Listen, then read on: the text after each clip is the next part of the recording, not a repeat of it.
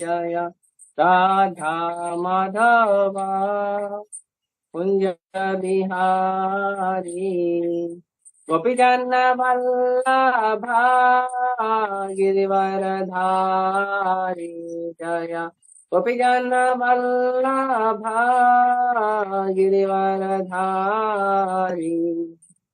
यशोदानंदन व्रजजन रंजन यशोदानंदन व्रजजन रंजन यमुना तीरावनचारि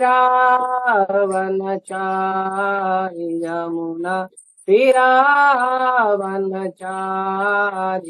जय राधा माधव कुंज बिहारी जय राधा माधव कुंज बिहारी जय प्रभुपदा प्रभुपदा प्रभुपदा जय प्रभुपदा प्रभुपाद प्रभुपाद प्रभुपाद प्रभुपाद जय हरे नाम संकीर्तन की जय हरे कृष्ण महामंत्र की जय। ओम नमो भगवते वासुदेवाय ओम नमो भगवते वासुदेवाय ओम नमो भगवते वासुदेवाय।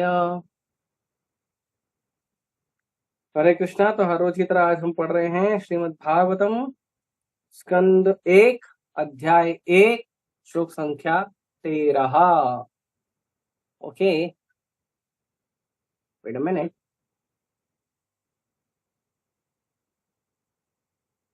तथा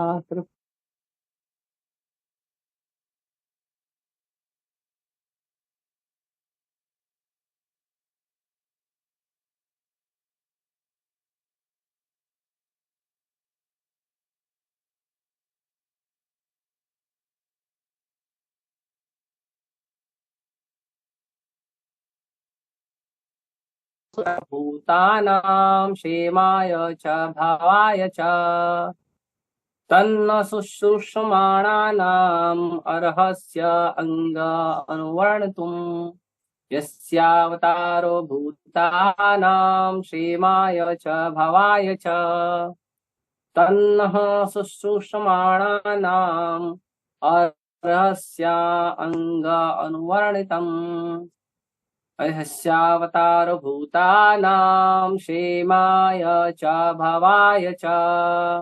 कोई पढ़ेगा? कोई नहीं कर तो आप पढ़ो। नवजोत प्रो एक बार पढ़ना चाहिए ना। कोई पढ़ेगा तो पहले देख लो, ट्राई कर लो।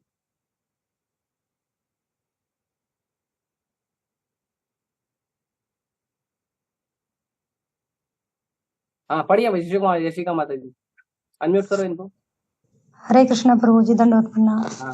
हाँ ततश्रुषुर्मानानाम् अर्हसि अंग अनुवर्णतुम् यस्य अवतार भूतानां क्षेमाय च भवाय च।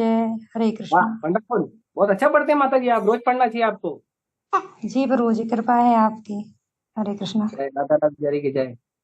कृष्णा माता जी है यहाँ पे, शी इज फ्रॉम साउथ। वो पढ़ेंगे क्या? हरे कृष्ण प्रभु जी। माता प्लीज ट्राई। तन्नागश्रुमानानाम् अर्हसि अङ्गानुवर्णितं यस्यावतारो भूतानां क्षेमया च भवाय च। So wonderful. Why don't you read every day? Try. Okay. Anyone else? और किसी को पढ़ना है? कोई ट्राई करना चाहता है? कोई बुद्धिमान भक्त? ऐसे सब बुद्धिमान है, आप लोग सब अच्छे हैं, मेरे से तो ज्यादा ही बुद्धिमान है। ओके, शब्दार्थ अनुवाद और तात्पर्य। कृष्ण कृपा मूर्ति अभय चरणारविंद भक्ति वेदांत स्वामी श्री प्रभुपाद जी गदा श्री प्रभुपाद की जय। वे हमको सुषमाणानाम जो प्रयत्नशील हैं और हंसी करना चाहिए। अंगा हे सूत गोस्वामी अनुवर्णितम पूर्ववर्ती आचार्यों का अनुगमन करते हुए व्याख्यान करने के लिए। यस्या जिसका अवतारः अवतार, भूतानां जीवों के क्षेमाय कल्याण के लिए, च तथा भवाय उन्नति के लिए, च तथा। हे सूत गोस्वामी, हम भगवान तथा उनके अवतारों के विषय में जानने के लिए उत्सुक हैं।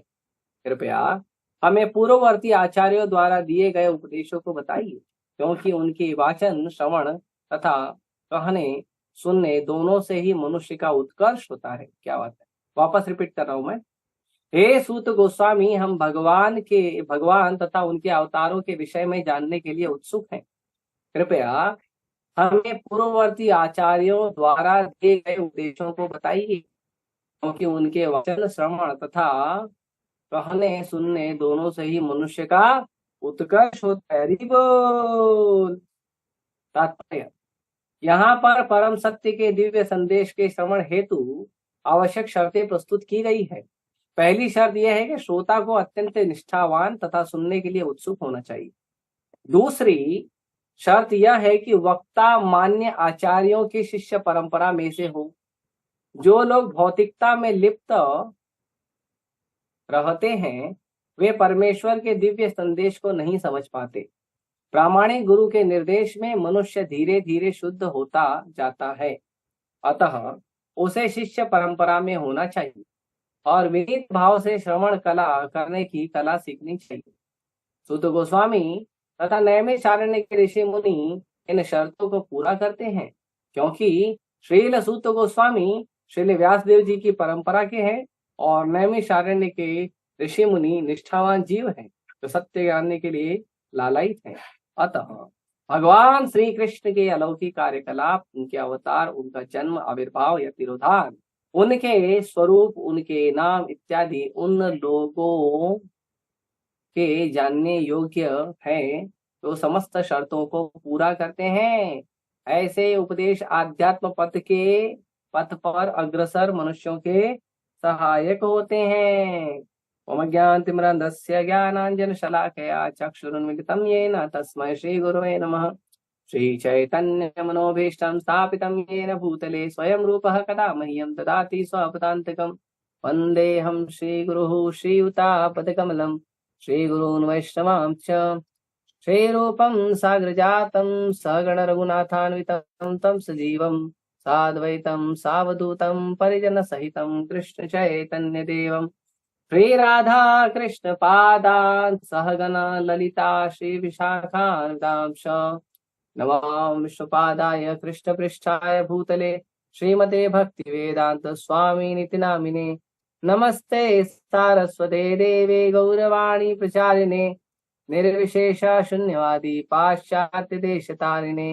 नमो महावदन्याय कृष्ण प्रेम प्रदायते कृष्णाय कृष्ण चैतन्य नामने गौरतुषे नमः। हे कृष्ण करुणा सिंधु दीनबंधु जगतपते गोपेश गोपिका कांत राधा कांत नमस्तुते।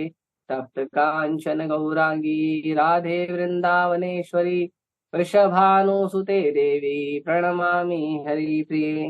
वाञ्छा कल्पतरुभ्यश्च कृपा सिन्धुभ्य एव च पतितानां पावनेभ्यो वैष्णवेभ्यो नमो नमः। जय श्री कृष्ण चैतन्य प्रभु नित्यानंद श्री अद्वैत गदाधर श्रीवासादि गौर भक्तवृंद। हरे कृष्णा कृष्णा कृष्णा हरे हरे, हरे राम राम राम हरे हरे।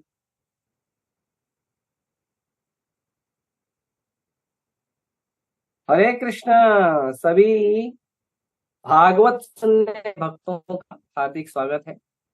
आप सभी बहुत अच्छे भागवत सुनने वाले भक्त हैं, श्रोतागण हैं। भागवत को सुनना, भागवत को पढ़ना बहुत अच्छा होता है। तो भागवतम के लिए एक प्रार्थना है, अक्सर नीलांबर प्रभु रिसाइट करते हैं, मैं अक्सर भूल जाता हूँ। तो उसमें कहते हैं नारायणम नमस्कृत्यम नरम चैव नरोत्तमम देवीं सरस्वतीं व्यासं ततो जयम उदीरये। नष्टः प्रायेषु अभद्रेषु नित्यं भागवत सेवया भगवती उत्तम श्लोके भक्तिर्भवति नैष्ठिकी। तो इसमें बहुत सुंदर वर्णन किया जाता है भागवतम का, बहुत पावर है। तो अभी सबसे पहले हम एक एक करके आगे बढ़ेंगे। पहले है तत्तः तन्नः शुश्रूषमाणानां अंग अनुवर्तितम्। तो ये बहुत महत्वपूर्ण चीज है, ये इतना महत्वपूर्ण चीज है कि अगर कोई व्यक्ति इस बात को पालन नहीं करता है तो उस व्यक्ति को लेक्चर नहीं देना चाहिए, और जो व्यक्ति इस बात को पूरा करने वाले व्यक्ति के पास नहीं है तो उससे लेक्चर सुनना भी नहीं चाहिए। बहुत महत्वपूर्ण। कोई भी व्यक्ति अगर अनुशुश्रमाणा नाम नहीं है तो उस व्यक्ति से हमको लेक्चर नहीं सुनना चाहिए, ना उस व्यक्ति को लेक्चर देना चाहिए। क्योंकि जो आचार्यों से नहीं सुनते हैं, गुरु परंपरा से नहीं सुनते हैं, वो लोग आपको बातें तो बहुत अच्छी अच्छी बताएंगे, बहुत बढ़िया बढ़िया बातें, ऐसा लोकाचार बताएंगे, आपको लगा अरे वाह, अरे असली भागवत प्रवक्ता तो यही है। हाँ, यही है जो भगवान के चरण कमल को असली में प्राप्त किया है, यही है भाव भगवान की भक्ति का। लेकिन यहाँ पे शब्द क्या कहा है? सुश्रूषमाणानाम, लेकिन वो कैसा? अरहस्य अनुवर्णितम। ये अनुवर्णितम शब्द बहुत महत्वपूर्ण है। भगवान भगवत गीता में कहते हैं अनुशुश्रुमः। भगवत गीता में भी भगवान इस शब्द का उपयोग करते हैं, अनुशुश्रुषमः। भगवान कहते हैं सुनिए। कैसे सुनिए? जो आचार्यों ने बताया है उसको सुनिए। तो ये चीजें हमें बहुत ज्यादा महत्वपूर्ण है समझना कि यदि हम अनुवर्णितुम नहीं है तो लेक्चर मत दीजिए। आप अपने मन से जितना अच्छा अच्छा विचार करते हैं, आपको अपने मन में जितना अच्छा अच्छा सुंदर सुंदर विचार आता है, वो विचार को कृष्ण कथा नहीं कहते हैं। आपने जो समाज में या अपने बड़ों से या गांव के लोगों से, गांव के जो सदाचारी लोग हैं उन लोगों से आपने कुछ अच्छा अच्छा सुना है, उसको कृष्ण कथा नहीं कहते हैं। बहुत महत्वपूर्ण वस्तु है ये कि अनुशुश्रूषमाणानाम, आगे अनुवर्णितम। ये अनुशुश्रूषमाणानाम और अनुवर्णितम बहुत महत्वपूर्ण शब्द है। तो जो शुश्रूषमाणा नाम है वो क्या है? सुनने वाले लोग के, जो सुनने वाले हैं। तो सुनने वाले को क्या होना चाहिए? सुश्रूषमाणा नाम, मतलब सुनने वाला व्यक्ति जो है वो उत्कट होना चाहिए सुनने के। देखिए, आप लोग बुरा मत मानिएगा, मैं थोड़ा एक उदाहरण लेता हूं। अभी हम लोग हैं तो हम लोग क्या कहते हैं, भागवत सुनते हैं, भगवत गीता सुनते हैं, लेक्चर सुनते हैं। सुनने के बाद हम लोग क्या करते हैं? प्रसाद पाते हैं, और प्रसाद पाने के बाद भूल जाते हैं। जो सुना वो भूल जाते हैं प्रसाद पाने के बाद। तो ऐसा क्यों होता है बार बार? लेकिन आप देखो, अगर कोई बॉलीवुड का एक गाना बज जाए या कोई भी जो आप रुचि का गाना हो वो बज जाए, या कोई पिक्चर देखकर आ जाए, वो व्यक्ति एकदम रजिस्टर कर लेता है और बरोबर एक्सप्लेन करता है। ऐसा क्यों होता है? हम भागवत पढ़ते हैं तो ध्यान नहीं रहता है, लेकिन न्यूज़पेपर पढ़ते हैं तो हमको कई कई सालों तक कुछ न्यूज याद रहती है। ऐसा क्यों होता है? तो उसका कारण है सुश्रूषमाणा नाम का जो भाव है वो आया नहीं। सुनने का जो उत्कंठित भाव है कि मुझे सुनना है, भागवत मुझे सुनना है, मुझे भागवत में जानना है, तो ये बहुत जरूरी है। जो भागवत सुनना है या जो भगवान की कथा सुनना है, उसके लिए जैसे भक्ति में 9 विधियां हैं: श्रवणम, कीर्तनम, विष्णु स्मरणम, पाद सेवनम, अर्चनम वंदनम दास्यम सख्यम आत्मनिवेदनम। तो जो भगवान का जो भक्ति है उसमें 9 विधा भक्ति है। ये भक्ति के 9 अंगों में सबसे पहला अंग है श्रवणम। तो जो श्रवणम के आचार्य हैं वो है परीक्षित महाराज। परीक्षित महाराज जब उनको प्यास लगी तो उन्होंने प्यास लगी तो गए वो एक कुटिया में एक मुनि के पास पानी मांगने। लेकिन उस समय उनके ऊपर कली का सवारी आ गई थी। क्यों आ गई थी वो बड़ी चर्चा बाद में देखेंगे। तो कली का सवारी आ गया था। तो उन्होंने क्या किया, ऋषि का अपमान कर दिया। ऋषि के घर में एक मरा हुआ सांप डाल दिया। ऋषि के बेटे को पता चला। ऋषि के बेटे को ऋषि के बेटे उसके फ्रेंड लोगों ने बता दिया कि देखो तुम्हारे पिताजी का ऐसा अपमान हुआ, एक राजा ने अपमान किया है। तो जो ऋषि का बेटा था श्रृंगी, उसने क्या किया, तुरंत श्राप दे दिया कि मैं श्राप देता हूं, तुमने मेरे पिताजी का अपमान किया है तो 1 हफ्ते में तुम मृत्यु को प्राप्त होगी। तो महाराज परीक्षित को ये बात पता चली जब वो जो जिस ऋषि के गले में उन्होंने सर्प डाला था, मरा हुआ सर्प, उस ऋषि को जब पता चली तो वो ऋषि बड़े दुखी हुए। वो बोले अरे इतने धर्मपरायण राजा है हमारे और राजा को ऐसे श्राप नहीं देना चाहिए। तो उन्होंने क्या किया, उन्होंने तुरंत क्या किया, महल में खबर भिजवाई कि मेरे पुत्र ने आपको श्राप दे दिया है, तो आप जो है क्षमा कीजिए इस पुत्र को और आप अपनी तैयारी कर लीजिए। तो परीक्षित महाराज के अंदर हालांकि इतना शक्ति था, वो भगवान के इतने उत्तम भक्त हैं कि वो श्राप को काट सकते थे। भगवान के जो उत्तम भक्त होते हैं ना, जो शुद्ध भक्त होते हैं, उनके ऊपर श्राप आपका असर नहीं पड़ता है। और खास करके आप लोगों के लिए खुशखबरी है कि कलयुग में अगर आपको कोई व्यक्ति श्राप देता है ना तो दुखी मत होइए, क्योंकि कलयुग में किसी के श्राप का कोई वैल्यू ही नहीं है। क्योंकि कलयुग में जो श्राप है वो किसी का काम ही नहीं करता है। क्यों काम नहीं करता है? क्योंकि उसके लिए उतनी उत्तम साधना चाहिए। जिस व्यक्ति की उसने उतना उत्तम साधना नहीं है उस व्यक्ति का श्राप काम नहीं करता है, और आशीर्वाद भी कई बार काम नहीं करता है। तो इसीलिए आशीर्वाद भगवान के भक्तों से मांगिए, भगवान से मांगिए। हाँ, प्रार्थना करेंगे तो जरूर भगवान सुनेंगे।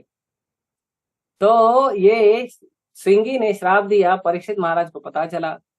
अब परीक्षित महाराज को जैसे ही पता चला, उस समय परीक्षित महाराज की उम्र थी केवल 24 साल।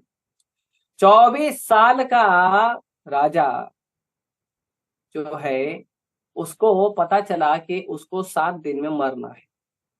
तो क्या करना चाहिए? पत्नी को जाके समझाना चाहिए, पुत्रों को समझाना चाहिए, राज दरबार के लोगों को बताना चाहिए, उनको बोलना चाहिए कोई टोना टोटका ढूंढो यार, मेरी मौत का हिसाब किताब आ गया है, कोई टोना टोटका ढूंढो, अभी तो मेरी उम्र भी नहीं हुई है, अभी तो मैं मर जाऊंगा, अच्छी बात नहीं है। ऐसा करना चाहिए। लेकिन परीक्षित महाराज भगवान के भक्त हैं। परीक्षित महाराज ने तुरंत, जैसे उनको न्यूज मिली, तुरंत उन्होंने पूरा राज दरबार छोड़ा और निकल गए वन। एक अंग वस्त्र पहन के वन में निकल गए। अब पूरे पृथ्वी का राजा निकल गया पूरा राजपाट छोड़ के। उन्होंने तुरंत अपने बेटे जन्मेजय को राज्याभिषेक किया, निकल गए। पूरे पृथ्वी का राजा निकल गया और पूरे पृथ्वी का राजा जाकर ढूंढ रहा है कि पूछ रहा है हर साधु से, हर संत से कि मृत्यु के समय किसी को, व्यक्ति को क्या करना चाहिए। यदि किसी व्यक्ति का मृत्यु आ गया है तो उसको करना क्या चाहिए, सबसे पूछ रहा है। कोई बोला ये यज्ञ करा लो, कोई बोला ये हवन करा लो, कोई बोला दान कर लो, कोई बोला तर्पण कर लो, कोई कुछ बोला, कोई कुछ बोला, कोई कुछ बोला, सब बोल रहे थे। तो पूछते पूछते परीक्षित महाराज जो है एक नदी के किनारे पहुंचे और वहां पे सभी साधु लोग उनको जब विचार विमर्श कर ही रहे थे, उतने में भगवत प्रेरणा से वहां पे सुखदेव गोस्वामी का आगमन। सुखदेव गोस्वामी, परीक्षित महाराज तो एक कपड़ा पहना था अपने अंग पे, सुखदेव गोस्वामी एक भी कपड़ा नहीं पहने। 16 साल के एकदम सुंदर नव युवक, बड़ी बड़ी आंखें, लंबी भुजाएं, वक्षस्थल बड़ा और एकदम सुंदर, ये आकर्षित, बड़ा सुंदर उनका जो शरीर था वो बहुत आकर्षित कर रहे थे और तेज निकल रहा था उनके शरीर से। तो जैसे ही परीक्षित महाराज के पास सुखदेव गोस्वामी पहुंचे, जितने ऋषि मुनि वहां पे आए थे परीक्षित महाराज को ज्ञान देने के लिए, समझाने के लिए, अपना अपना बताने के लिए, उनको उपाय देने के लिए, सारे ऋषि मुनि तुरंत वहां पे प्रणाम करते सुखदेव गोस्वामी, तुरंत प्रणाम किया। और सुखदेव गोस्वामी ने कहा, परीक्षित महाराज, किसी भी व्यक्ति को यदि अपने जीवन की तैयारी करनी है तो उसको केवल एकमात्र एक जगह पे बैठकर उत्कंठित भाव से केवल कृष्ण कथा सुननी चाहिए और कुछ नहीं।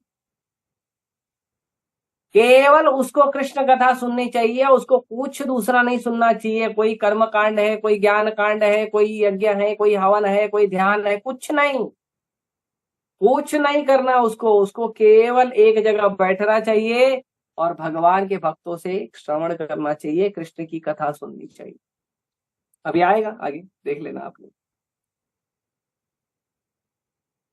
तो कृष्ण की कथा सुनने का ये उत्कंठित भाव। परीक्षित महाराज तुरंत राज्य छोड़ दिया। प्रभुपाद जी कहते हैं कि वैदिक समय पे ऐसा होता था कि जब पुत्र जवान हो जाता था, पुत्र बड़ा हो जाता था, तो पिता जो है वो अपने पुत्र को राजगद्दी देकर पिता वन में चले जाते थे भगवत प्राप्ति के प्रयास के लिए।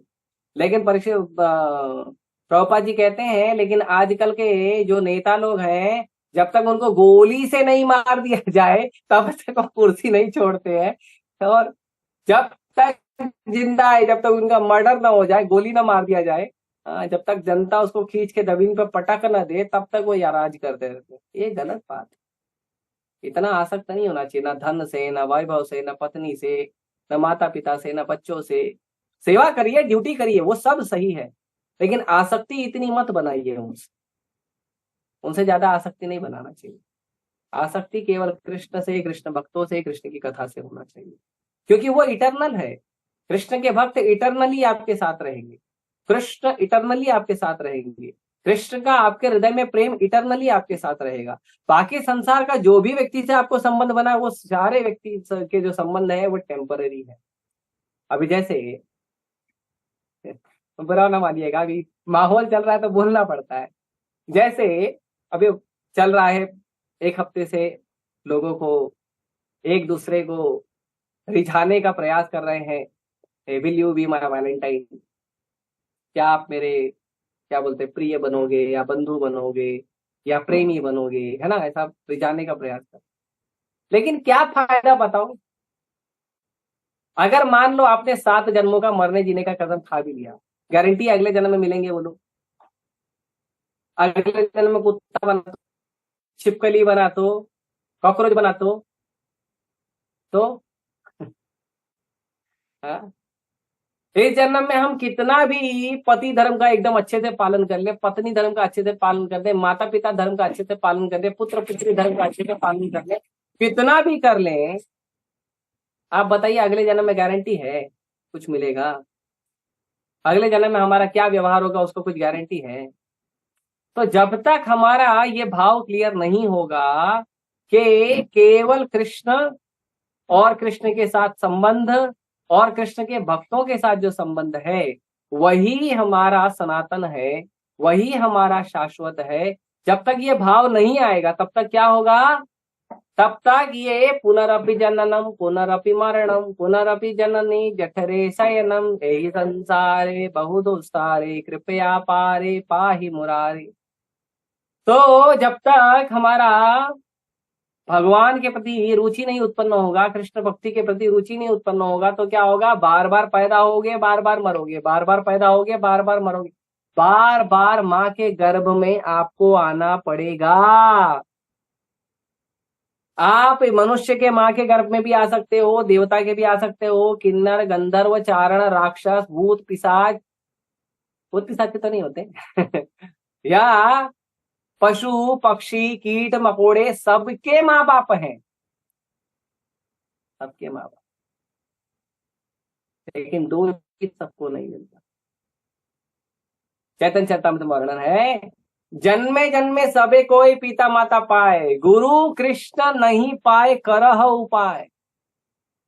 कि हर जन्म में आपको माता मिलेंगे, पिता मिलेंगे, पत्नी मिलेगी, बच्चे मिलेंगे, पति मिलेगा, दोस्त मिलेंगे, संबंधी मिलेंगे, लेकिन आपको हर जन्म में गुरु और कृष्ण नहीं मिलेंगे। चाहे कोई जन्म ले लो आप, हर जन्म में आपको मिलेंगे पिता, माता, भाई, बंधु, पति, पत्नी, बच्चे, सगे संबंधी, रिश्तेदार, मित्र, सब मिलेंगे। चाहे कोई जन्म ले लो, कुत्ता का ले लो, बिल्ली का ले लो, बंदर का ले लो, हाथी का ले लो, मकड़ी का ले लो, मच्छर का ले लो, चाहे जो जन्म ले लो, लेकिन आपको गुरु और कृष्ण केवल और केवल मनुष्य शरीर में मिलते हैं, और वो भी उत्कंठित भाव से भगवान की भक्ति का प्रयास करने पर, नहीं तो नहीं मिलते। इसीलिए उत्कंठित भाव से कृष्ण का कथा सुनना बहुत आवश्यक है। यहाँ पे प्रभुपाद जी देखो तात्पर्य में कह रहे हैं,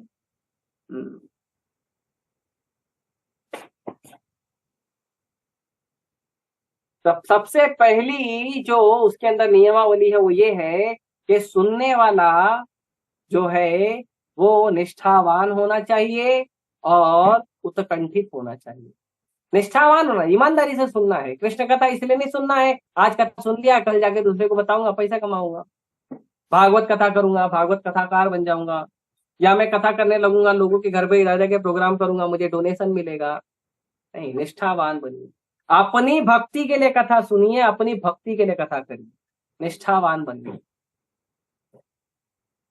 और उत्कंठित बनिए। ये भक्ति, ये कथा जो सुन रहा हूं, ये कथा मैं अपने लिए सुन रहा हूं, ये कथा मैं अपने और कृष्ण के संबंध के लिए सुन रहा हूं। ये उत्कंठित भाव होना चाहिए, और ये उत्कंठित भाव नहीं होगा तो कैसे प्रगति होगा। तो प्रभुपाद जी कहते हैं, और जो कहने वाला व्यक्ति है, जो बताने वाला व्यक्ति है, वो बताने वाला, जो कृष्ण कथा बताने वाला व्यक्ति है, वो कृष्ण कथा बताने वाले व्यक्ति का क्या भाव होना चाहिए? उसका भाव होना चाहिए अनुवर्णितः। अनुवर्णितः का मतलब है कि वो व्यक्ति अपने मन से कभी किसी भी व्यक्ति को शास्त्रों से पढ़ के अपने मन का जो उसको मेंटल कॉन्कॉक्शन, जो मानसिक विचार है, वो किसी को नहीं बताना चाहिए। आपको कृष्ण कथा सुननी है भगवान के भक्तों से, कृष्ण कथा भगवान के भक्तों से सुनने के बाद आपको वो कथा जो है दूसरों को बतानी चाहिए। आपको क्या बताना चाहिए दूसरों को? आचार्यों की वाणी, भक्तों की वाणी। आपको गीता पढ़कर, आपको भागवतम पढ़कर, आपको शास्त्र पढ़कर, आपको पुराण पढ़कर क्या समझ में आया वो महत्वपूर्ण नहीं है। आपने आचार्यों से, पूर्ववर्ती आचार्यों से, गुरुजनों से, अपने जो भगवान के महाभागवत भक्त हैं, उन लोगों से आपने क्या सुना और उससे आपके जीवन में क्या परिवर्तन आया, वो महत्वपूर्ण है। ऐसे तो भगवत गीता का ज्ञान वाले लोग भगवत गीता के अंदर से मोटिवेशन भी निकाल देते हैं, क्या फायदा उसका? भगवत गीता मोटिवेशन का बुक है। हाँ प्रभु जी देखो, भगवत गीता मोटिवेशन का बुक है। अर्जुन लड़ नहीं रहा था, भगवान ने उसको मोटिवेट किया, वो लड़ना तैयार हो गया। अरे भाई, आप लड़ने वाले हो, आपके लड़ने की इच्छा है क्या? हाँ। तो ये चीजें समझना बहुत महत्वपूर्ण है कि मोटिवेशन तो आएगा भगवत गीता पढ़ने से, क्योंकि कृष्ण के शब्द हैं, कृष्ण हमारे पिता हैं। हमारे पिता के जब हम शब्द सुनते हैं तो हमारे हृदय में उत्साह आता है, सही बात। हर जीव को उत्साह आएगा, लेकिन आप भगवत गीता पढ़ क्यों रहे हो? आप पढ़ रहे हो अपने जीवन को शुद्ध करने, अपने जीवन को अच्छा बनाने के लिए, अपने जीवन में संस्कार लाने के लिए, अपने जीवन में भगवत भक्ति लाने के लिए। इसीलिए शास्त्र पढ़िए। तो ये बहुत महत्वपूर्ण है। और जब आप इसलिए पढ़ोगे और आप जब बताओगे लोगों को आचार्यों की वाणी, गुरुजनों की वाणी, महाभागवतों की वाणी, जब आप बताओगे लोगों को, तब लोगों का हृदय परिवर्तन होगा। लोगों का हृदय परिवर्तन इससे नहीं होगा कि आप क्या बोल रहे हो। अरे आपसे, आपके बोलने से क्या फर्क पड़ता है? इसीलिए आप देखिए, एक छोटा सा उदाहरण लेता हूं। कई सारे साधु आते हैं, बड़ा बड़ा भागवत कथा करते हैं, अब बहुत बड़ा बड़ा भागवत बहुत फेमस हो जाते हैं, लेकिन जैसे ही वो साधु शरीर छोड़ता है उसका मूवमेंट पूरा खत्म हो जाता है। बहुत लोग आए प्रभुपाद जी के समय पे भी, बहुत से जगत गुरु, मंडलेश्वर, महामंडलेश्वर, श्री श्री ये, श्री श्री वो, बहुत लोग आए। लेकिन जैसे ही वो जो व्यक्ति है, जो सुप्रीमली फेमस जो व्यक्ति है, जैसे ही वो शरीर छोड़ता है पूरा का पूरा मूवमेंट खत्म हो जाता है। लेकिन अगर आप देखेंगे ब्रह्म मध्व गौड़ीय संप्रदाय में मध्वाचार्य जी के अप्रकट होने के बाद भी जो ब्रह्म मध्व संप्रदाय है वो आगे बढ़ रहा है। भगवान स्वयं चैतन्य महाप्रभु प्रकट हुए, और भगवान स्वयं चैतन्य महाप्रभु ने जब लीला अप्रकट की उसके बाद भी भगवान के जो 6 शिष्य थे षड गोस्वामी, उन्होंने इस मूवमेंट को कंटिन्यू किया। भक्ति विनोद ठाकुर ने मूवमेंट को जो है आगे बढ़ाया, वो मूवमेंट को आगे कंटिन्यू उनके शिष्यों ने किया। भक्ति विनोद ठाकुर के जो पुत्र हैं भक्ति सिद्धांत महाराज, उन्होंने उसको आगे बढ़ाया। भक्ति सिद्धांत महाराज के जो पुत्र हैं या जो भक्ति सिद्धांत महाराज के शिष्य हैं ऐसी भक्ति वेदांत स्वामी प्रभुपाद, उन्होंने फिर मूवमेंट को आगे बढ़ाया। ऐसी भक्ति वेदांत स्वामी प्रभुपाद आज शारीरिक रूप से हमारे साथ अवेलेबल नहीं है, लेकिन उसके बावजूद प्रभुपाद जी का मूवमेंट चल रहा है, आगे बढ़ रहा है। तो ये कैसे हो रहा है? ये हो रहा है क्योंकि प्रभुपाद जी ने कभी भी अपने मन का नहीं बताया। प्रभुपाद जी हालांकि शुद्ध भक्त है, लेकिन अपने मन का कभी नहीं बताया। प्रभुपाद जी जिस जन्म लिए थे उसी समय बता दिया गया था कि ये व्यक्ति अधेड़ उम्र में सन्यासी बनेगा, 7 समुद्र पार करके जाएगा और पूरे दुनिया में 108 मंदिर का स्थापना करेगा। जब जन्म लिया उसी समय निर्णय हो गया, उसी समय बता दिया गया। एक बार प्रभुपाद जी के कुछ शिष्य लोग जो है ना, वो भी भारत में तो बहुत सारा मैजिक वैजिक होते रहता है, तो लोग कई बार आ जाते हैं जहां से। तो प्रभुपाद जी के कुछ शिष्यों ने क्या किया कि प्रभुपाद जी का जो ज्योतिष जो है वो दिखाया, जो कुंडली उंडली है दिखाया, और कुंडली दिखा के उन्होंने एक ज्योतिष को पूछा कि बताइए हमारे गुरु महाराज का जो ज्योतिष है वो क्या कहता है। तो जब वो ज्योतिष ने देखा प्रभुपाद जी का कुंडली, और देखने के बाद वो ज्योतिष ने क्या कहा, वो ज्योतिष ने कहा कि इनकी जो नक्षत्र की जो ग्रहों की रेखाएं एकदम सीधी है। ऐसी सीधी रेखा या तो भगवान के प्रकट होने पे होती है या तो भगवान के भक्तों के प्रकट होने पे होती है। और ये व्यक्ति के ऊपर पूरी सृष्टि में कभी कोई कर्म काम नहीं कर सकता। ये व्यक्ति कभी कर्म के बंधन में आता ही नहीं है, और ये व्यक्ति जो काम करता है वो सीधे भगवान के आदेश के अंदर काम करता है। वो अपने मन से कभी कुछ सोचकर काम नहीं करता, सीधा वो भगवान का स्मरण करता है, भगवान उसको आदेश देते हैं और वो सीधा काम करता है। और ये व्यक्ति जब लिखता है तो इसकी जो कलम है उसमें स्याही नहीं होती है, इसकी कलम में अग्नि होती है, जो इनके द्वारा लिखे गए शास्त्रों को पढ़ेगा उसके जीवन के सारे दुखों को जलाकर राख कर देगी। इसीलिए कहते हैं प्रभुपाद जी का पुस्तक पढ़िए। प्रभुपाद जी के लिखे हुए कलम में क्या है, प्रभुपाद जी ने अग्नि से लिखा है उनको, और वो अग्नि हमारे जीवन के सारे तापों को, हमारे जीवन के सारे कष्ट को, हमारे भौतिक संसार को नष्ट करके हमें भगवान की भक्ति में, भगवान के चरणों में लगाई। तो ये ज्योतिष ने प्रभुपाद जी के बारे में कहा था प्रभुपाद जी के शिष्यों। लोग एकदम हैरान रहे। तो प्रभुपाद जी ऐसे महान आचार्य थे, और उन्होंने क्या किया, उन्होंने केवल अपने आचार्यों का, अपने गुरु वर्गों का वाणी बताया। प्रभुपाद जी कभी अपने मन से कुछ नहीं डाले। जब प्रभुपाद जी ट्रांसलेशन करने बैठते थे भगवत गीता का, भागवतम का, चैतन्य चरितामृत का या और अन्य अन्य शास्त्रों का, तो प्रभुपाद जी क्या करते थे? प्रभुपाद जी ऐसे नहीं चलो श्लोक लिया, ठीक है ये श्लोक पे मेरे को ये पढ़ के समझ में आया, ठीक है मैं ये लिख दिया, नहीं। प्रभुपाद जी श्लोक को पढ़ते थे, उसके एक एक शब्द को पढ़ते थे, श्लोक को पढ़ते थे, उसके वर्ड टू वर्ड मीनिंग थे, और उसके बाद प्रभुपाद जी जितने भी हमारे पूर्ववर्ती आचार्य हैं, विश्वनाथ चक्रवर्ती ठाकुर, जीव गोस्वामी, सनातन गोस्वामी, रूप गोस्वामी और भक्ति सिद्धांत सरस्वती ठाकुर, भक्ति विनोद ठाकुर, जितने भी हमारे आचार्य हैं पूर्ववर्ती, सारे आचार्यों की टीकाओं को सामने रखते हैं, और सारे आचार्यों की टीकाओं का अंदर से पूरा सार निकालते थे प्रभुपाद जी। और हम जैसे कलयुग के बद्ध जीव लोगों को समझ में आने वाली भाषा में कन्वर्ट करके प्रभुपाद जी उसमें लिखते थे। सोचिए। तो प्रभुपाद जी ने इतना मेहनत किया है, इसके लिए कभी कभी कुछ लोग बोलते हैं कि प्रभु जी हम इस्कॉन में हैं तो अच्छी बात है ना, हम हमारे जो पूर्ववर्ती आचार्य हैं, पूर्ववर्ती आचार्यों का भी तो बुक पढ़ना चाहिए। प्रभुपाद जी ने ऑलरेडी सारे पूर्ववर्ती आचार्यों का तात्पर्य का पूरा सार बना के आपके अनुसार, आपकी भाषा में, आपकी समझ के अनुसार लिख दिया है।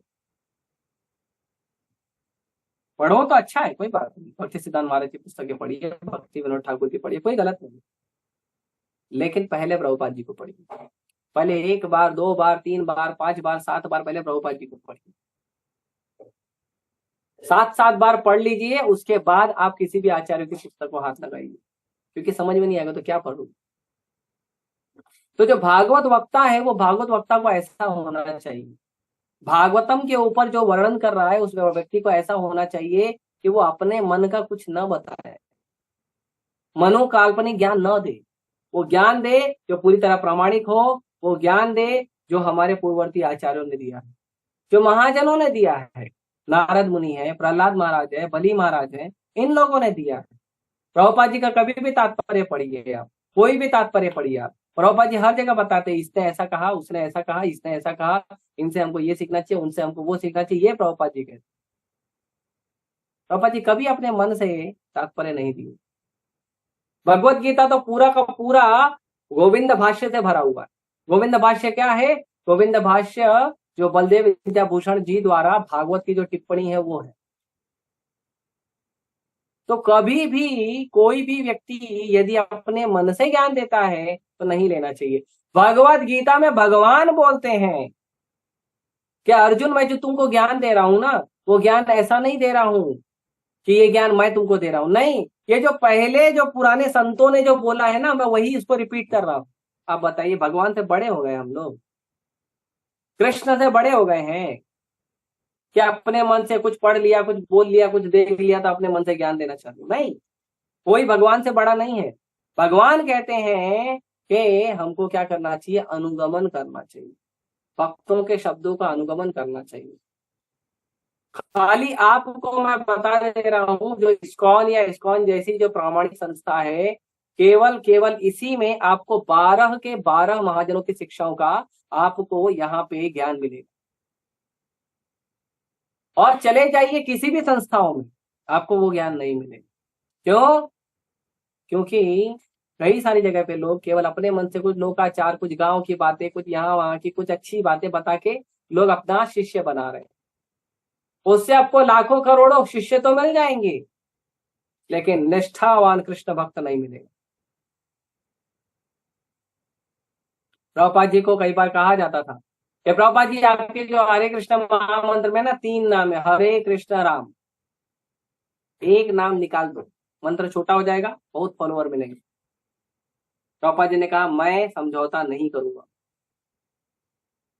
फिर प्रभुपाद जी को क्या, प्रभुपाद जी जो 4 नियम है ना आपके, अवैध संबंध करना, अवैध संबंध न करना, और जुआ सट्टा न खेलना, मांस भक्षण न करना, और नशा भान न करना, ये जो 4 नियम, एक नियम इसमें से हटा दो, एक नियम कम कर दो, आपको प्रभुपाद जी पूरा बहुत सारे फॉलोअर मिलेंगे, लाखों करोड़ों फॉलोअर मिलेंगे। तो प्रभुपाद जी ने कहा I am selling the diamonds not imitation jewellery, मैं असली हीरा बेच रहा हूं। असली हीरे में समझौता नहीं होता, समझौता होता है इमिटेशन ज्वेलरी में, जो नकली होता है ना, प्लास्टिक का और कांच का, उसके ऊपर पॉलिश वॉलिश करके थोड़ा उसको हीरा जैसा बना के बांटते हैं। आप देखोगे जो इमिटेशन ज्वेलरी है उसकी दुकान में बहुत सारा भीड़ रहता है, बहुत सारे लोग खरीदते हैं, सस्ता रहता है, खरीदते हैं लोग। लेकिन डायमंड की जो दुकान है उसमें हर आदमी नहीं जाता, जिसके पास दम होता है ना वही जाता है। तो जो व्यक्ति 4 नियम पालन कर सकता है, 16 माला जप कर सकता है, भगवान को शरणागत हो सकता है, भगवद गीता भागवतम पढ़ सकता है, वो व्यक्ति इस्कॉन में भक्ति में आगे बढ़,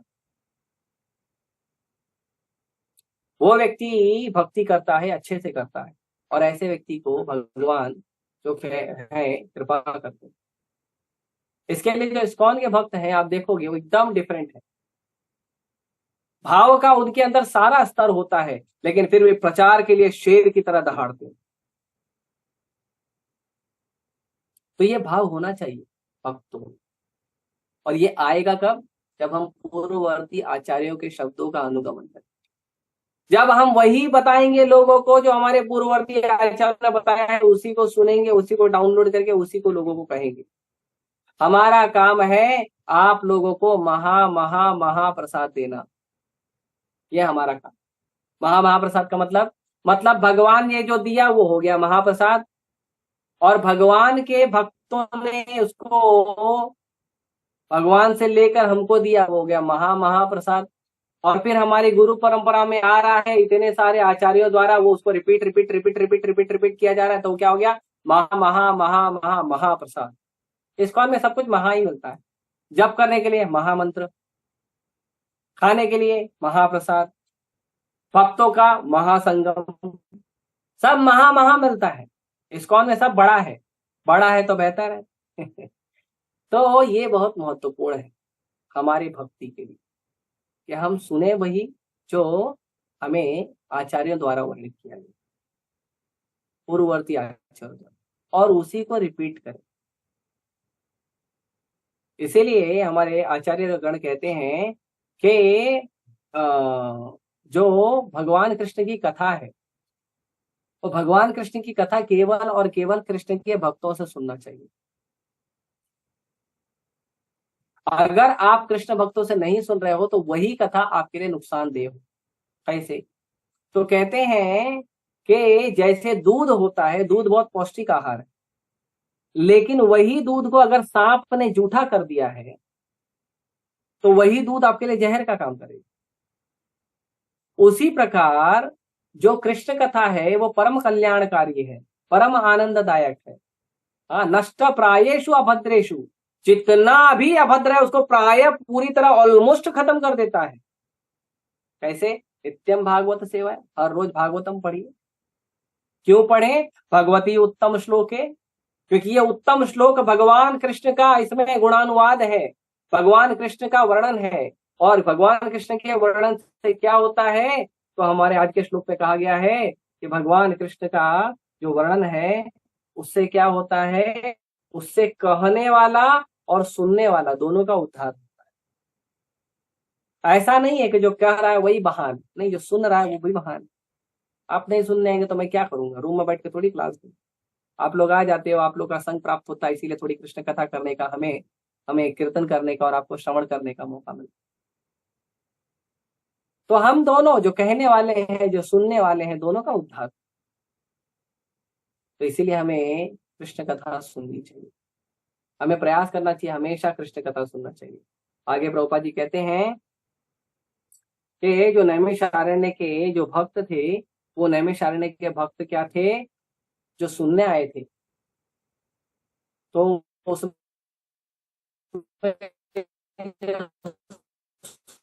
गोस्वामी वाले, कीर्तन करने वाले, कृष्ण की कथा बताने वाले, परफेक्ट व्याख्या करने वाले, क्या कहते हैं, भागवत कथाकार थे। और सुनने वाले भी वैसे थे, एकदम उत्कंठित भाव से कृष्ण कथा को सुनने का भाव रखने वाले, और निष्ठावान थे सब। तो दोनों में ये था। और वो कह रहे हैं कि इसीलिए जो भगवान का जो दिव्य क्रियाकलाप है, जो भगवान का अमानवीय, अति मानवीय, अमानवीय नहीं अति मानवीय, जो भगवान का अति मानवीय कार्यकलाप है, जो भगवान के अवतार हैं, जो भगवान का जन्म है, और जो भगवान का प्राकट्य और अप्राकट्य है, ये सब चीज जो है ये सुनना बहुत अच्छा है। क्योंकि ये सारी चीजें सुनने से क्या होता है? हमारे जीवन में भक्ति में प्रगति होती है, और ये सब सुनने की चीजें हैं। तो जो भगवान है और भगवान के जो भक्त हैं, उनसे हमको क्या करना चाहिए? उनसे हमको भगवान और भगवान के भक्तों के बारे में, उनकी कथा, उनका श्रवण, उनका जो जीवन का जो लीला है, ये सब सुनना चाहिए। उनके प्रकट और अप्रकट दिवस को सेलिब्रेट करना चाहिए। जैसे साधारण समाज में लोग पैदा होते हैं तो खुशियां मनाते हैं, हैप्पी बर्थडे टू यू, है ना, और मर गए तो happy death day to you नहीं बोलते। क्यों नहीं बोलते हैं? क्योंकि पैदा होना जो है वो अच्छी बात माना जाता है कि देखो संसार में आया। लेकिन क्यों संसार में आया, क्यों पैदा हुआ, वो कारण नहीं जानना चाहते। बस लेके आएंगे केक और उसको काटेंगे और कुछ लोग तो खाते हैं, आजकल लोग खाते नहीं क्योंकि मेकअप करके आते नहीं है बर्थडे पार्टी में, तो उसी केक से मेकअप कर ली। लेकिन जब कोई मरता है तो दुख मनाते हैं, ओहो मर गया ये आदमी, मेरे जीवन से चला गया ये आदमी, दुख मनाते।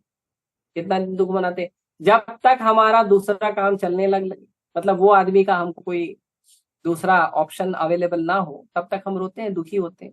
फिर ऑप्शन अवेलेबल होने का भूल जाते हैं। लेकिन भगवान के जो भक्त हैं, उनका प्रकट होना और उनका अप्रकट होना दोनों ही महत्वपूर्ण है। और ये दोनों को भक्त लोग उत्साह से मनाते हैं। वो प्रकट हुआ है तो संसार के उद्धार के लिए, वो प्रकट हुआ है तो संसार के लोगों को कृष्ण कथा बताएगा, भगवान की कथा बताएगा और लोगों के उद्धार के लिए कार्य करेगा। और वो अप्रकट हुआ है तो भगवान की लीला में वापस जाकर भगवान की सेवा में जुड़ेगा। तो दोनों उत्सव का बात है, दोनों उत्सव का बात। तो भगवान और भगवान के भक्तों के आविर्भाव दिवस, तिरोभाव दिवस, उनके नाम, उनके गुण, उनकी रूप, उनकी लीला, उसका श्रवण करना चाहिए, उसका कीर्तन करना चाहिए, जितना हो सके ज्यादा से ज्यादा करना चाहिए। उससे हम शुद्ध होते हैं। वैष्णव का गुणगान करने से हमारा हृदय बहुत जल्दी शुद्ध होता है, इसलिए वैष्णव का गुणगान करना चाहिए। इसके लिए आप देखो, इस्कॉन में देखो, हर समय हम लोग भगवान कृष्ण का तो गुणगान करते हैं, प्रभुपाद जी का भी गुणगान करते रहते हैं। तो कभी कभी लोग बोलते हैं ठीक है ना यार, आप लोग ठीक है भगवान का बात करो ना यार, तुम ठीक है, तुम्हारे गुरु है, इतना क्या आपने गुरु के बारे में बताया? क्योंकि वो शुद्ध भक्त है। हम प्रहलाद महाराज का गुणगान करते हैं, हम ध्रुव महाराज का गुणगान करते हैं, हम अम्बरीश महाराज का गुणगान करते हैं, हम नव योगेंद्र का गुणगान करते हैं, हम युधिष्ठिर महाराज का करते हैं, अर्जुन का करते हैं, भीम का करते हैं, नकुल का, सहदेव का, द्रौपदी का, उत्तरा का, कुंती का, भीष्म पितामह का, सारे के सारे भगवान के भक्तों का हम गुणगान करते हैं। क्यों? क्योंकि भगवान के भक्तों के गुणगान करने से, उनके उनके गुणों को चर्चा करने से हमारे हृदय में जल्दी शुद्धता आती है।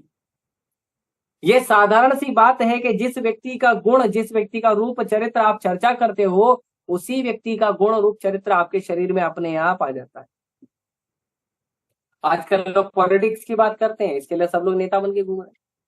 क्रिकेटर की बात करेंगे, बॉलीवुड वालों की बात करेंगे, इसके लिए वही बन के घूम रहे हैं। लेकिन यदि लोग कृष्ण की और कृष्ण के भक्तों की चर्चा करेंगे तो पूरा का पूरा संसार भक्तमय हो जाएगा, कृष्णमय हो जाएगा। राम तो आ गए हैं, लेकिन राम राज्य आ जाएगा जिसमें हर रोज लोग राम की चर्चा करेंगे। ये बहुत महत्वपूर्ण है। इसीलिए राम आए हैं तो राम का राज भी आना चाहिए। और राम का राज आएगा राम के प्रेमी भक्तों द्वारा, जब हर गली, हर सड़क, हर घर, हर मंदिर में राम का गुणगान होगा, कृष्ण का गुणगान होगा, महाप्रभु का गुणगान होगा, उनके भक्तों का गुणगान होगा। अब असली में रामराज आएगा। आपको पता है, भगवान भगवत गीता में जनक महाराज को बहुत महान बताते हैं। जनक महाराज का उदाहरण देके बताते हैं कि यदि किसी व्यक्ति को भक्त बनना चाहिए तो जनक महाराज जैसा भक्त बनना चाहिए। क्यों? जनक महाराज का वर्णन क्यों कर रहे हैं? जनक महाराज जो सीता मैया के पिताजी हैं, तो भगवान उनका वर्णन इसलिए कर रहे हैं क्योंकि जनक महाराज अपनी सभा में, अपने जो राज्य सभा है उस राज्य सभा में कभी भी पॉलिटिक्स का चर्चा नहीं करते। किसके साथ क्या अच्छा हुआ, क्या बुरा हुआ, क्या करना है, क्या नहीं, कुछ नहीं चर्चा करते। बस हमेशा जनक महाराज अपने राज्य सभा में केवल साधुओं को, कृष्ण भक्तों को बुलाते थे और केवल सुबह से शाम कृष्ण कथा चर्चा करते थे और कुछ नहीं करते थे। और उनका पूरा राज्य आसानी से चलता था।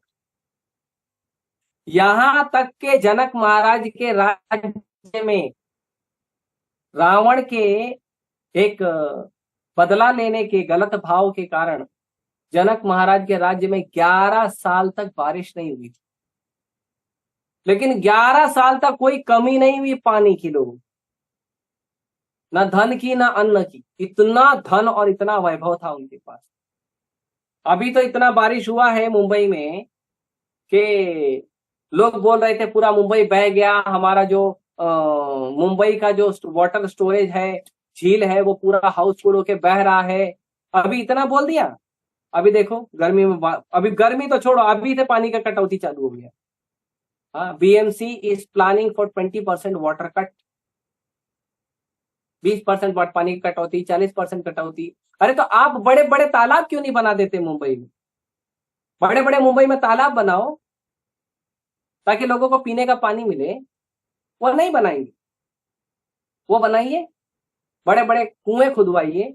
जो कुएं थे उसको तो ढक दिया पूरा, जो तालाब थे उसको मिट्टी से ढक के उस पर बिल्डिंग बना दिया, टावर बना दिया।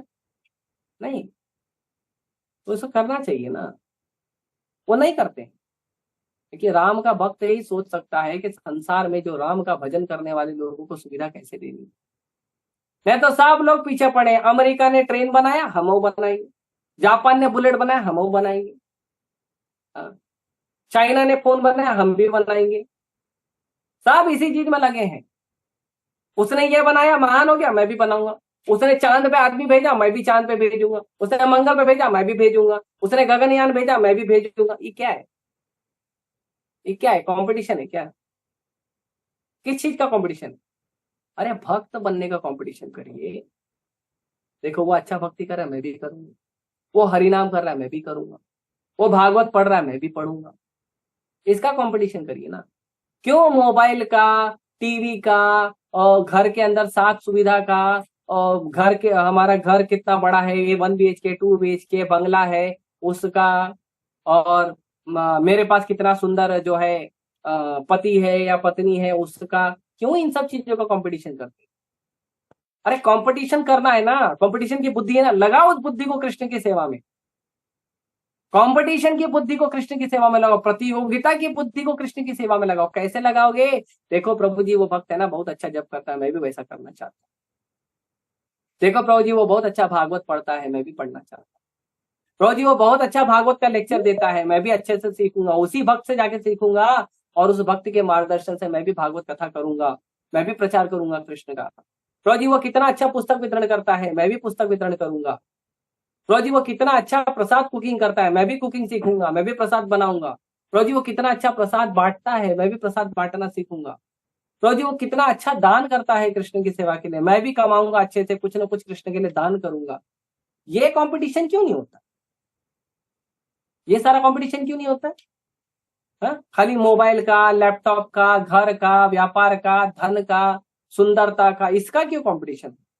मेकअप लगाने का, बर्थडे मनाने का, शादी मनाने का, इसका क्यों कंपटीशन होता है?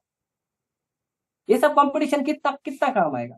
अरे 15-15 लाख, 50-50 लाख रुपया लगा के लोग शादी करते हैं, टिकती 1 हफ्ते नहीं है।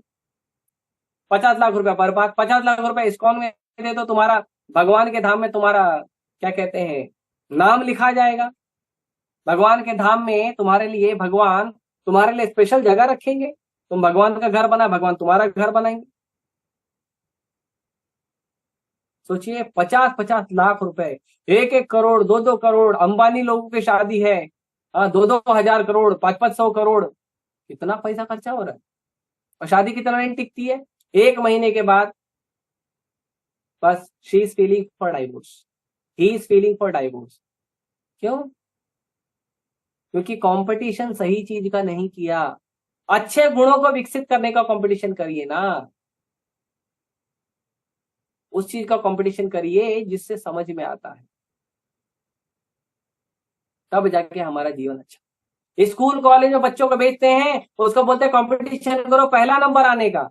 वो कंपटीशन मत करवाइए, उसको बोलिए अच्छा चरित्र निर्माण करने का कंपटीशन करिए, मीठा बोलने का कंपटीशन करिए। ये सब कंपटीशन करिए, गुणों को विकसित करने का कंपटीशन करिए। आपके अंदर बहुत सारे गुण आने चाहिए, बहुत सारा काम आना चाहिए, घर का काम भी आना चाहिए, बाहर का काम भी आना चाहिए। मेरे माता पिता कहते थे कि लड़का हो या लड़की हो, दोनों में से कोई भी हो, उनको दोनों काम आना चाहिए, घर का भी बाहर का, दोनों आना चाहिए। क्यों? लड़का है तो कुकिंग नहीं करेगा, घर का सफाई नहीं करेगा? हाँ, क्यों नहीं करेगा? खाली लड़की कोई है, लड़का भी करे। करेगा मतलब ये नहीं है कि ठीक है उसको शादी के बाद बीवी के साथ हाथ बटाने में काम आएगा वो भाव नहीं है, लेकिन भाव ये है कि करना सीखेगा, उसको आते रहेगा सब चीज, तो कभी भूखा नहीं रहेगा। घर का साफ सफाई करके रखेगा तो हमेशा क्लीन रहेगा।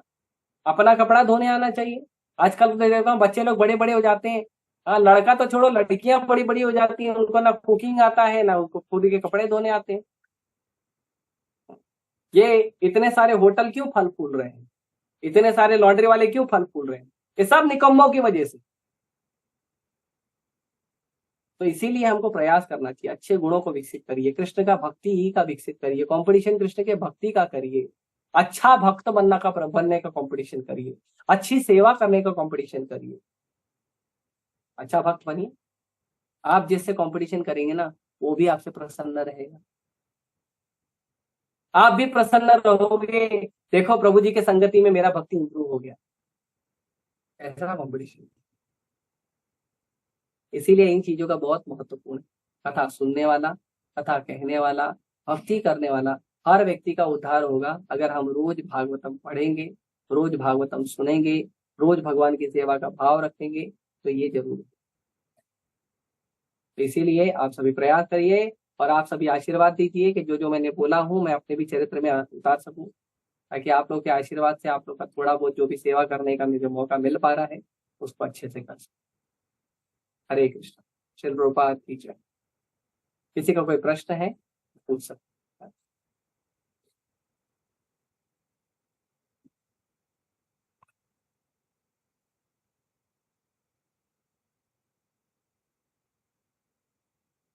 यस माता, जशिका माता। हरे कृष्णा प्रभु जी। प्रश्न तो माता जी कोई नहीं है। हाँ, प्रश्न हमारा कोई नहीं है, लेकिन आप जब बोलते हैं और बोलते चले जाते हैं तो हम लोगों को ऐसे लगता है कि बस सुनते ही चले जाएं। बस ये छोटी सी प्रार्थना हो गई हमारी कि आप हमें मतलब कंटिन्यू क्लास आप ही रखें, क्योंकि आपकी हाँ, जो बातें हैं वो हमको बिल्कुल सीधे समझ में आ जाती हैं। इसीलिए हाँ, कि कंटिन्यू आप ही क्लास रखें और हमारे नीलांबर प्रभु जी रखें और आप रखें बस प्रभु जी। हरे कृष्ण। नहीं नहीं, देखिए देखिए क्या है, हमारे जितने भी भक्त लोग हैं, हर भक्त के अंदर बहुत सारे गुण हैं और इन सभी गुणों को हमको हर भक्त से सीखना चाहिए। प्रभुपाद जी के बगीचे में बहुत सारे फूल हैं, बहुत सारे मोती हैं, हर मोती को लीजिए। हाँ, अभाव नहीं होना चाहिए ना किसी का।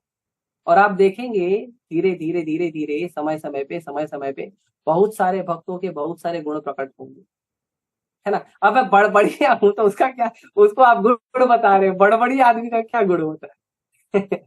लेकिन ठीक है, आपका जो मेरे लिए सम्मान है, आपका आशीर्वाद बना रहे, मैं कृष्ण की सेवा करते रहूं अच्छे से। लेकिन जो हमें हर भक्त से सुनना चाहिए, हर भक्त के अंदर बहुत सारे गुण हैं। कृष्ण का जो जितने भक्त हैं कृष्ण के, सारे भक्त अद्भुत हैं, किसी में कोई कमी नहीं है और सब में शुद्धता है, तो इसीलिए सबसे सुनना चाहिए। ठीक है माता, क्षमा कीजिए, आपकी बात को काट दिए। जी प्रभु जी, बहुत अच्छा, आपने हमको और एक अच्छी चीज सिखाई कि हमको सभी भक्तों को समान भाव से देखना है। हरे कृष्णा, हम हर पल आपसे सीखते हैं। हरे कृष्ण। और किसी का कोई प्रश्न है?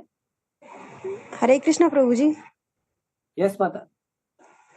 हाँ प्रभु जी, ये माता जी जो कह रही हैं वही मुझे भी बहुत अच्छा लग रहा है, जो मतलब कि आप ही रखें, वही आपका ज्यादा समझ में आता है, बहुत अच्छे से समझ में आता है।